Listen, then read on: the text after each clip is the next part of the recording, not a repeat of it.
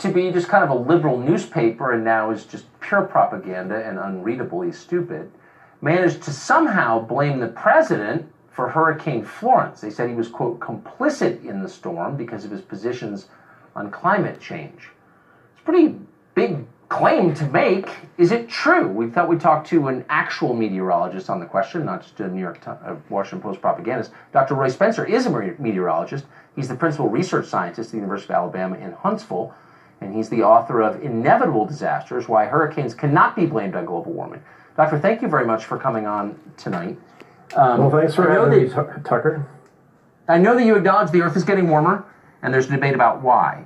But there's also this second debate that plays out in the popular press about whether the warming trend is causing more severe weather events like hurricanes. Is it? Well, it has gotten warmer, as you said. Since the 1950s, there has been a warming trend. But what we haven't seen in terms of any long-term weather measurements is whether there's been any change in severe weather. There hasn't been any increase in hurricanes. That's on a global basis. In the United States, the frequency of hits of the United States by major hurricanes has gone down by 50% since the 1930s and 1940s. There's been no increase in droughts, no increase in floods. Tornadoes are down, but still weather varies a lot, especially hurricanes, year to year, decade to decade.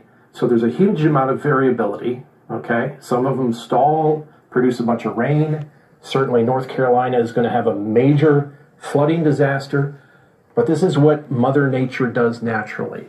And if there's a human influence in there, you wouldn't know it because there's so much natural variability. So I'm confused though. I know that we keep pretty good records on hurricanes going back more than 100 years. So the data are available to anybody with Google. We know whether or not there's been a dramatic increase, and you just stated the numbers for us. So given that there hasn't been, how can people claim there has been and that global warming is to blame? I don't know. Why do people like the Washington Post say such stupid things? It's because the people that are informing us in the media about global warming are people like Al Gore, Bill Nye the Science Guy, Neil deGrasse Tyson, people that don't know anything about atmospheric science.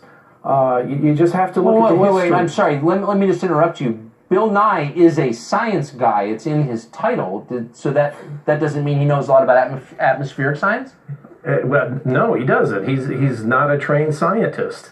I believe he's an engineer of some sort. Plus, he has a widely viewed YouTube video called Climate 101, where he faked an experiment. He put CO2 into a jar and shone a bright light on it and tried to show that it caused the jar to warm up inside because of the extra CO2.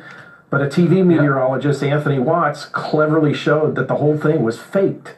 It's ridiculous. What? I believed in Bill Nye the Science Guy till tonight. Doctor, thank you. It's nice to have someone who actually knows what he's talking about.